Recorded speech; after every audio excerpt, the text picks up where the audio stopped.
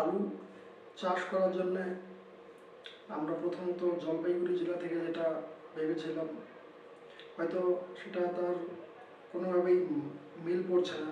এমনকি আমরা চেষ্টা করেছি যাতে সেইভাবে মিল হয়ে যায়, তারপরেও কেন এত সংকটের মধ্যে পড়তে হচ্ছে এটা আমাদেরও জানা নেই।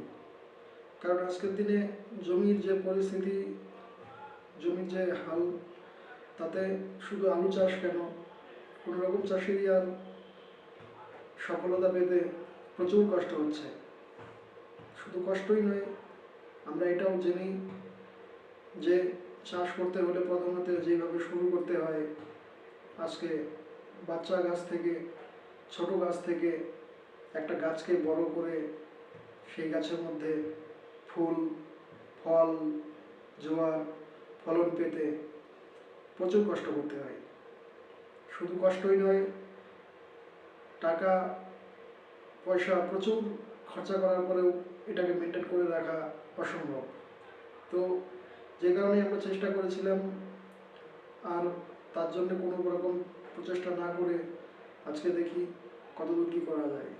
তো সেই জন্যই আমরা চাষের ক্ষেত্রে একটা ভিডিও বানানোর চেষ্টা করব, এবং সেই ভিডিওটা যাতে চাষিদের জন্য হেল্পফুল ভিডিও হয়ে থাকে, তার জন্য ভিডিওটা সম্পূর্ণ দেখুন।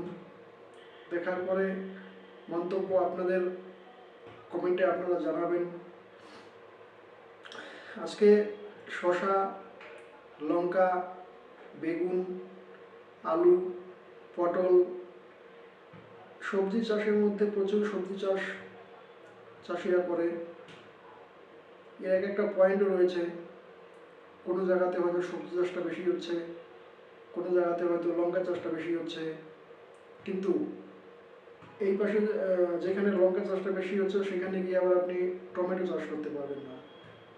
যেখানে টমেটো চাষ হচ্ছে সেখানে গিয়ে আপনি ঝিঙে চাষ করতে পারবেন না। এই যে একটা তফাৎ, সেই তফাৎটা নিয়ে আমরা গবেষণা করে দেখেছি যে যেখানে শসা চাষটা বেশি হয় সেখানে ওনারা প্রতি বছরই প্রতিনিয়ত শসা চাষটাই করে থাকে, তারা অন্য কিছু সবজি আর চাষ করছে না।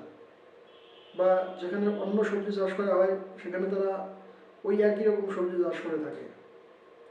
সব থেকে বড় তফাৎ যেটা, প্রতি বছরই চাষ করেন, কোনো এক বছর সেই জমিতে ফাঁকা যায় না। প্রতি বছরই সার প্রয়োগ করেন, প্রতি বছরই সার প্রয়োগ করার ফলে কি হয়, মাটি রেস্ট পাচ্ছে না। তো মাটি যদি রেস্ট না পায়, চাষ তো অত ভালো হবে না, এটা ঠিক। চাষ করুন, কখন কি চাষ করতে হবে সেটা করতেই হবে, তার থেকে পিছিয়ে থাকা যাবে না।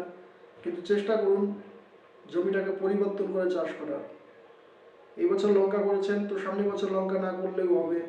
আপনি সামনের বছর যে কোনো একটা ফসল ফলাতে পারেন বা জমিটা পতিত রাখতে পারেন, এতে কিন্তু বেটার রেজাল্ট পাওয়া সম্ভব। আমরা তারপরেও চেষ্টা করে দেখলাম কিছু মাঠে গিয়ে চাষিদের সঙ্গে কথা বলার। অবশেষে যখন চাষিদের সামনে গেলাম তখন দেখলাম চাষিরা চাষ প্রতি বছরই পাল্টিয়ে করছে, কিন্তু তাতে কোনো ডোলোমাইট বা চুন এ সমস্ত কিছু দিচ্ছে না, যার কারণে মাটির উর্বরতা ক্ষমতা কমে যাচ্ছে। মাটিতে জীবাণু, টাইকোডামা, রাইজোব্যাকটেরিয়া সব কিছুই কমে যাচ্ছে, যার কারণে চাষ করতে সমস্যা হয়।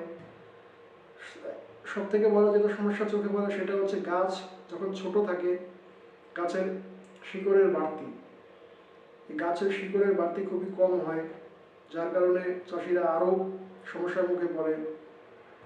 গাছের যদি শিকড় কম হয়, বাড়তি কম থাকে, তাহলে গাছের যে খাদ্য প্রক্রিয়া, খাবার যে গ্রহণ করে গাছ, সেই প্রক্রিয়াটাও কম থাকে। তাই গাছের শিকড় যাতে বড় হয় সেরকম ওষুধ, সার, স্প্রে এখন বাজারে প্রচুর পাওয়া যায়। চেষ্টা করতে হবে সেগুলো প্রয়োগ করার। গাছের শিকড়কে যত বড় আপনি বানাতে পারবেন, তত কিন্তু গাছ খাবার বেশি খাবে, গাছের মধ্যে ফুল ফল বেশি আসবে এবং ফল ধারণ ক্ষমতা বেশি থাকবে। প্রোটিন যদি গাছের মধ্যে কম থাকে তাহলে তো ফুল ফল এটা ঝরবেই বা কম হবেই।